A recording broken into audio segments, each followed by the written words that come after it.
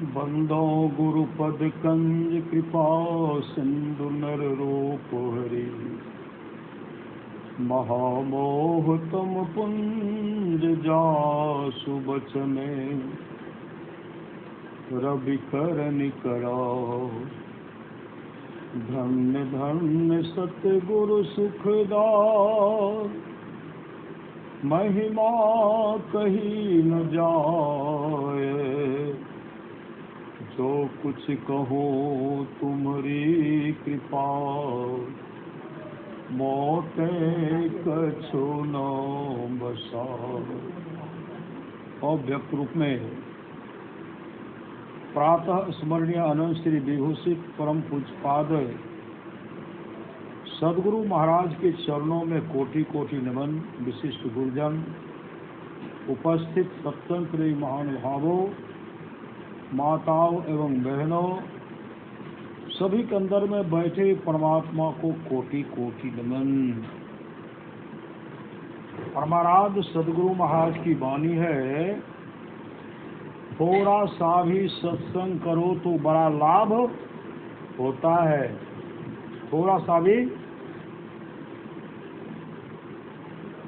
सा भी सत्संग करो तो बड़ा लाभ होता है। जितना लाभ की बहुत धन के मिलने, बहुत विद्या के पढ़ने से नहीं होता, उतना लाभ सत्संग से होता है। नित्य नियमित ढंग से सत्संग करो और सत्संग से खाली कोई मत रहो। अभी अमृत की वर्षा हुई, अध्यात्म ग्रंथ का सार ज्ञान कह दिया। जिसको याद रहा उसको अमृत मिला, जिसको याद नहीं रहा उसने अमृत को खो दिया। आप लोग जानते होंगे, एक आदमी था, कभी सत्संग नहीं जाता, कभी सत्संग। एक नंबर का कंजूस, न कभी भूखे को भोजन, न कभी प्यासे को पानी, न भिखारी को कोई तरह का दान। असंत महात्मा से हमेशा दूर रहते, हमेशा दूर।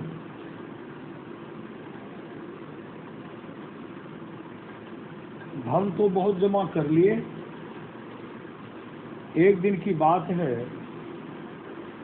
कहीं सत्संग हो रहा था, उनके मन में हुआ सत्संग में जाता हूँ, सत्संग में जाता हूँ। तो क्या किए, 2 पैसे का फूल का माला खरीदे, 2 पैसे का फूल का,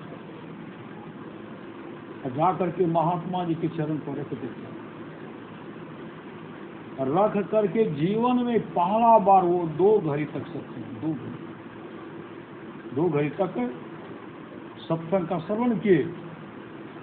महात्मा जी प्रवचन कर रहे हैं, वो धारा को सुन रहे, श्रद्धा से सुने, इतनी श्रद्धा से सुने ना। कुछ दिन के बाद जब उसका शरीर छूटा,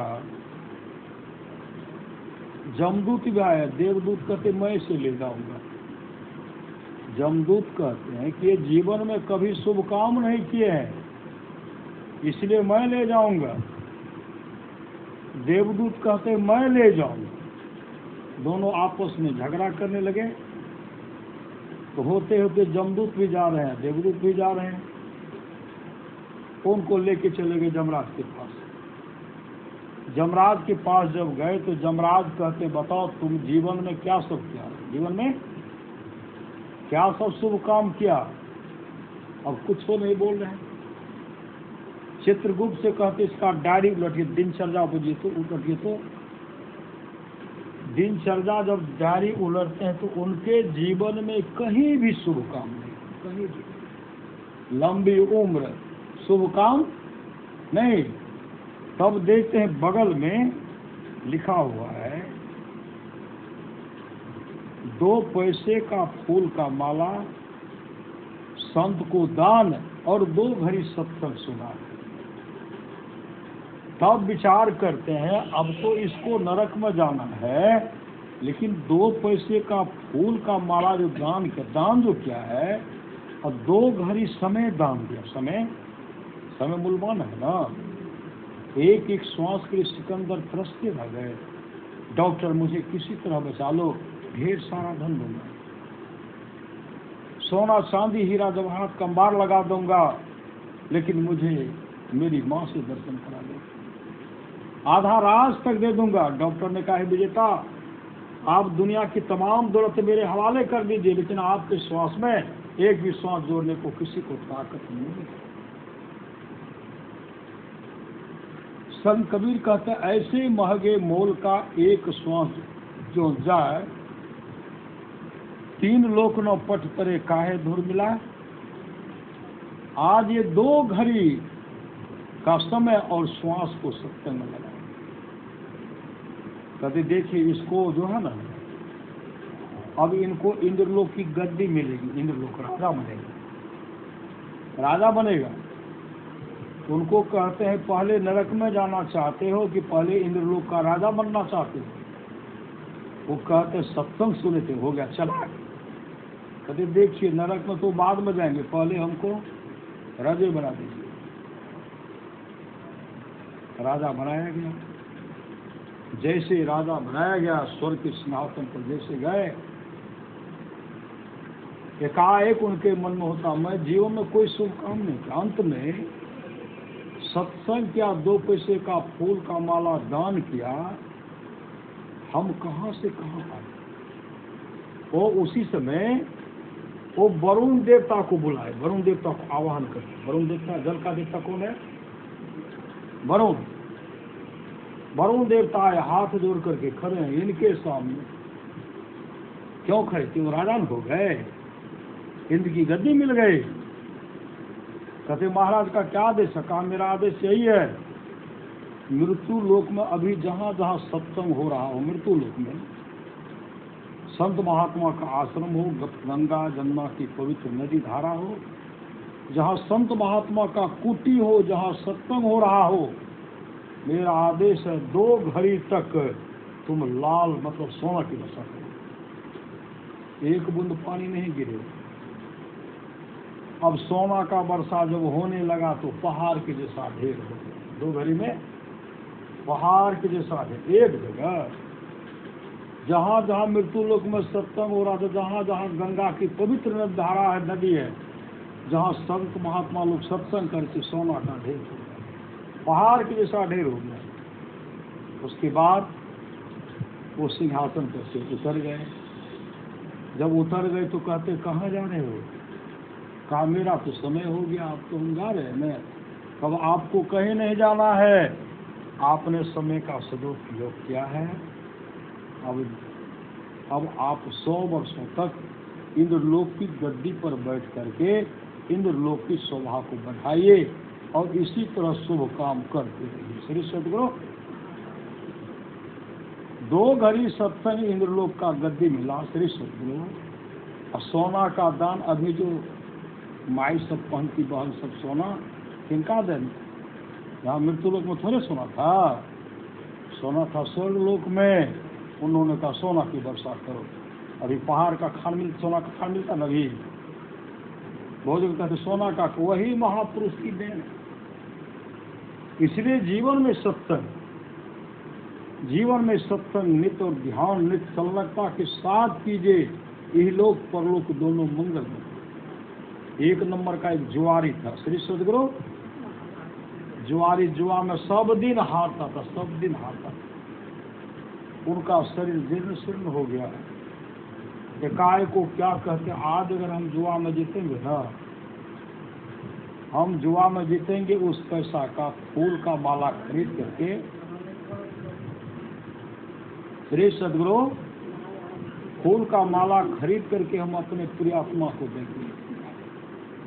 उस दिन जुआ में जीत गए। जी आप जुआ में जीते तो फूल का माला खरीदे।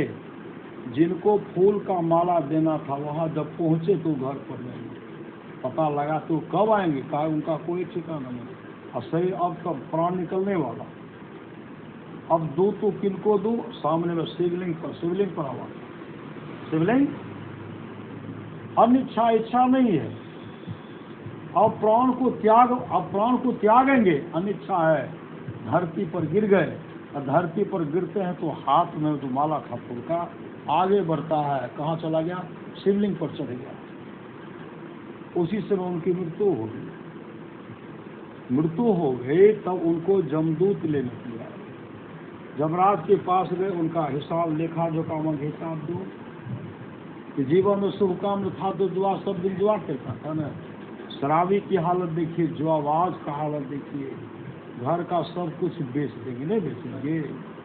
शराबी तक भोजन तक को घर से बाहर कर देंगे ना। जुआरी जो रुपया पैसा है, पत्नी पुतों का गहना है न, सब चुरा लेंगे और चुरा करके जुआ में हार जाएंगे।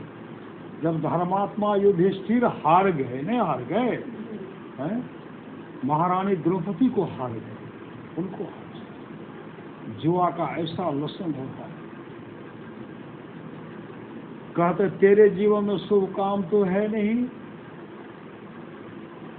तब देखते हैं चित्रगुप्त डायरी उलटते हैं तो कहीं शुभ काम नहीं, बगल में देखते अनिच्छा से, इच्छा नहीं है, अनिच्छा से फूल का माला शिवलिंग पर चढ़ाया गया। कहते अंतिम दिन की इच्छा जो अंत में भी शिवलिंग पर फूल का माला चढ़ा देते हैं वो तो भाग्यशाली होते हैं, वो बहुत बड़े पुण्यात्मा होते हैं। तो क्या किया जाए इनको? का इनको जीवन में तो नरके भोगना है ना, लेकिन शुभ काम क्या है? इनको इंद्रलोक की गद्दी दे दीजिए। श्री सदगुरु क्या बना? इंद्रलोक की गद्दी मिल गई। अब इंद्रलोक की गद्दी पर बैठे हुए हैं, वो विचार किए, कभी शुभ काम नहीं किए थे, विचार किए हम अनिच्छा से, इच्छा नहीं थी। बहुत आदमी की श्रद्धा से फूल चढ़ाते हैं ना, फूल चढ़ाते उनका पुण्य करते हैं, कुछ चढ़ाते हैं पुण्य करते हैं, वो एकाएक क्या करते हैं? श्री सदगुरु इंद्रलोक की गद्दी मिल गई, एकाएक वो क्या करते हैं? जय गुरु महात्मा। इंद्रलोक की गद्दी मिल गई। अब एकाएक उनके मन में हुआ एक काम करता हूँ, इंद्रलोक की गद्दी को दान कर देता हूँ, इंद्रलोक की गद्दी को दान कर देता हूँ। उसी समय सच्चे ऋषि को आवाहन किए, ब्राह्मण संत सदगुरु को आवाहन करते हैं, आवाहन करके और तुलसी का दल लेते, तुलसी का पत्ता लेते, संकल्प करते हैं और कहते मैं स्वर्गलोक की सिंहासन को दान करता हूँ। समय था, समय रहते उन्होंने दान कर दिया, स्वर्गलोक की सिंहासन को दान करता हूँ। और दान करके जैसे उतरे न, उधर से इंद्र आए, मेरा गद्दी वापस करो, मेरा गद्दी वापस करो, सिंहासन वापस करो। ये कहते हम तो दान कर दी। तो भगवान इंद्र कहते हैं स्वर्ग की सिंहासन की गद्दी मेरा, इंद्रलोक मेरा, तुम दान करने वाले कौन होते हो? क्यों दान करते हो? उनको पकड़ करके इंद्र ले गए जमराज के पास। जमराज के सामने इनको डांटने लगे, कहा मेरा गद्दी सिंहासन, मेरा वह सिंहासन वापस करो। उस समय जमराज कहते अय इंद्र, अभी तो और सिंहासन बैठेगा, समय तो बहुत है। समय रहते हुए इन्होंने इंद्रलोक की गद्दी को दान किया है और इसे आप डांट फटकार नहीं सकते। पुनः इंद्रलोक की राजा यही बनेगा। श्री सदगुरु पुनः उनको इंद्रलोक की गद्दी पर बैठाया गया। वहां इतना शुभ काम कि कहा एक वर्ष अब स्वर्गलोक की गद्दी को संभाल, इसका देख रेख कीजिए। अब इंद्र इधर से लुप्त छुप रहे, इधर उधर भटक रहे, और उनके जीवन में इतना शुभ काम बन गया उनको। वही क्या बन गए? वही बन गए, राजा बलि बने। श्री सदगुरु स्वर्गलोक की सिंहासन को दान करते वहां उस कई वर्षों तक इंद्रलोक की गद्दी को शोभित किए। पुनः संसार में आए तो वही राजा बलि बने। श्री सदगुरु राजा बलि बन करके भगवान विष्णु वामन रूप धारण करते हैं। 3 पग भूमि दान मांगे, 2 पग में तो सारी पृथ्वी ब्रह्मांड तक, मतलब आकाश पताल सब हर जगह नाप लिए, नहीं नाप लिए, पूरे धरती को नाप लिए, ब्रह्मांड तक नाप लिए। भगवान वामन कहते तीसरा पाँव कहाँ रखो, तो बलि कहते देखिए जितना बड़ा छोटा था उसी रूप में आइए, मेरा शरीर तो बचा हुआ है, मेरे शरीर को नाप लीजिए।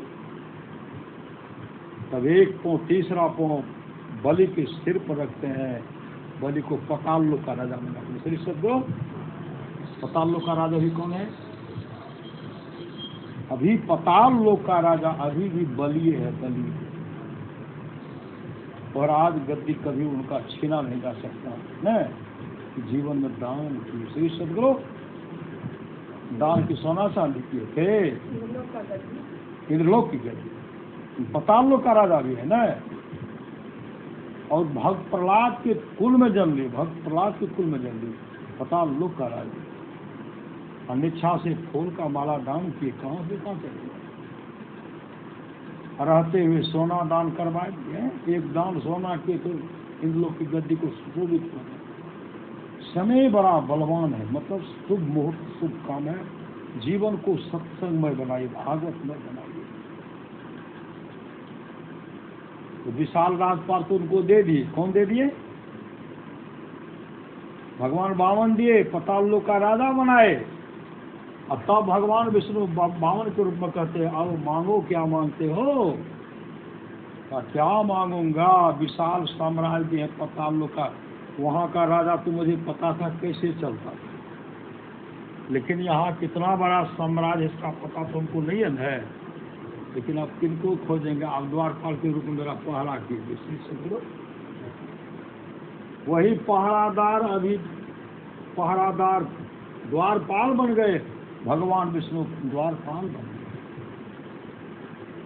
जब द्वारपाल बन गए, विष्णु लोक की गद्दी खाली है न।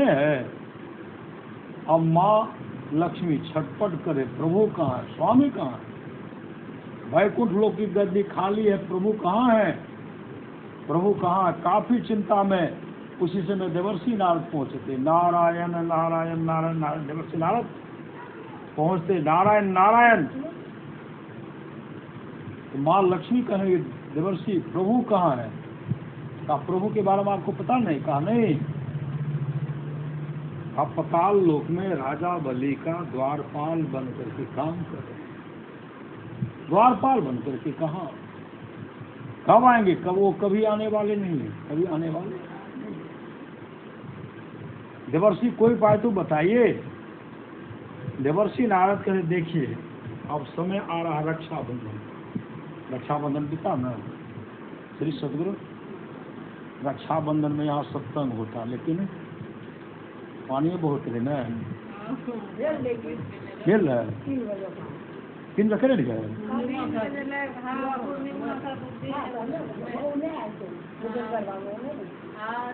पानी घुसल है, सब चीज उछल पुछल रहे न पूरा बगल ये बगल शाम में बैठ कर कर रखे जाए। 8 बजे दिन में भेज देगा। श्री सदगुरु हम के कि यहाँ सुबह का करके निकल जाएंगे काढ़ा गला, हम काढ़ा गला सुबह के बढ़िया होगा वहाँ जाकर। श्री सदगुरु सत्संग को छोड़ना नहीं है, कभी नहीं।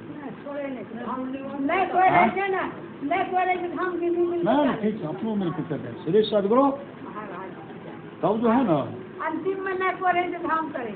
तब क्या हुआ वहाँ? श्री सदगुरु कहा कल ही तो रक्षाबंधन है, वहाँ जाकर के राजा बलि को आप राखी बांध, राखी बांध करके भैया भाई बना लीजिए। राखी बांधेंगे तो राजा बलि आपको बहुत कुछ देंगे, लेकिन कुछ लेना नहीं है। श्री सदगुरु कुछ लेना नहीं है, कुछ नहीं लेना। तो गए थाल को हमें आया, थाल को सजा लिए, मिष्ठान भरा है, राखी है। राजा बलि के पास पूछे क्या है? कहा आज रक्षाबंधन, मैं आपको राखी बांधूंगी। आप हैं कौन? कुछ नहीं बोले। अच्छा जब राखी बांधने तो हम तो भाई बना, बांधी बंधवाए। अब अब बंद जैसे राखी बांधे, अब उनको बहुत कुछ दे रहे, सोना चांदी हीरा जवाहरात आदि आदि कुछ दे रहे हैं। कहते नहीं भैया हमको नहीं चाहिए, हमको ये नहीं चाहिए, हाँ हमको ये नहीं चाहिए। बहन आप बोलिए आप क्या चाहते हैं? कहा आपका जो द्वारपाल है ना उसको मुक्त कर दीजिए, द्वारपाल को मुक्त कर दीजिए।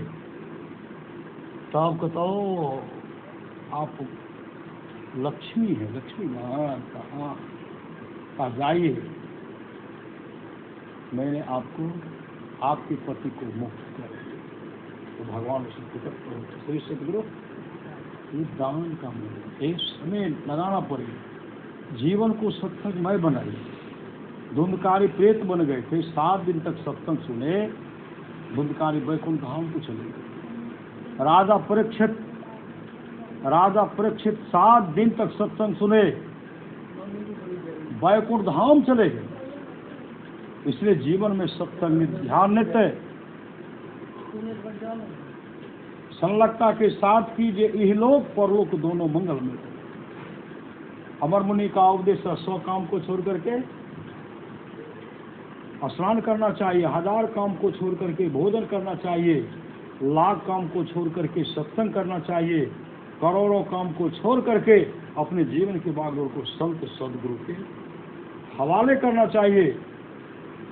भगवान श्री कृष्ण की वाणी निष्पाप उद्धव जी, कोई कितना भी अश्वमेध यज्ञ कर ले, कृष्ण चंद्रायन आदि आदि व्रत कर ले, उसकी द्वारा में सुलभता से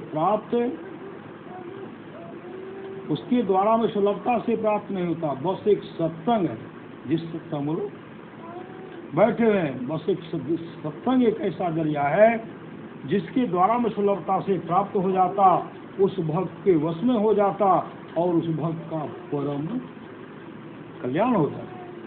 परमाराम की मानिए, थोड़ा सा भी सत्संग करो, बड़ा लाभ होता है।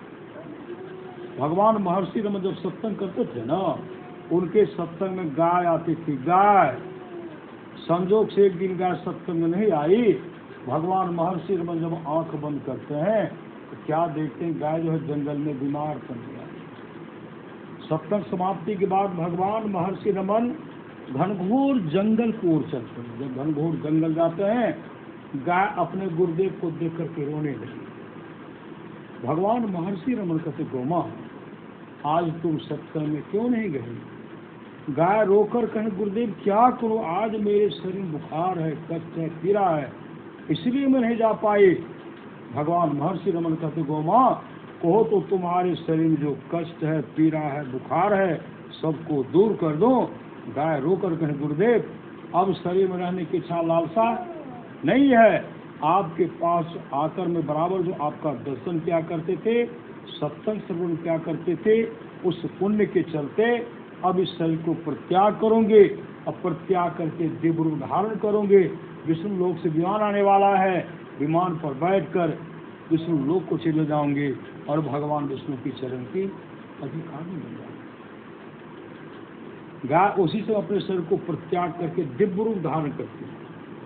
विष्णु लोक से विमान आता, भगवान विष्णु के पार्षद आते हैं, विमान पर बैठाकर हरि कीर्तन करते हैं, वैकुंठ लोक लेके चले, विष्णु लोक लेके चले गए और विष्णु भगवान कृष्ण भगवान विष्णु की चरण के अधिकारी बन गए। इस सत्संग का इसलिए हित प्रति सत्संग कर ले प्यारा, तेरा कार सरे सारा, सार कार्य को निर्णय करके इधर चेतन धारा पिंड के पारा दशम द्वारे का, ज्योति जग जावे अति सुख पावे सब सहारे का। लख बिंदु नाथ त्रय बंदे के, सुनो सुनो में ही ब्रह्मनाथ का धरो सहारा, आपन तन में ही इस तन में खोज सज्जन, बाहर न खोजना, अपने ही घट में हरि है, अपने में खोजना। गुरुदेव कहते हैं थोड़ा सा भी सत्संग करो, बड़ा लाभ होता है। जितना लाभ की बहुत धन के मिलने, बहुत विद्या के पढ़ने से होता, उतना लाभ सत्संग से होता है। नित्य नियमित ढंग से सत्संग करो, सत्संग से खाली कोई मत रहो।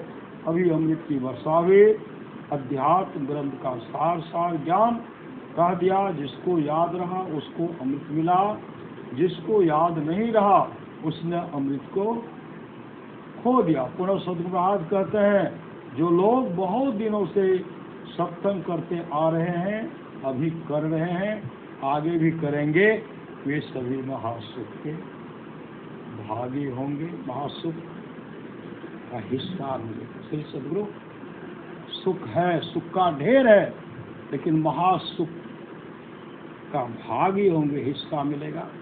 यही लोक परलोक मंगल में होगा। बोलिए प्रेम से श्री सद्गुरु महाराज की जय।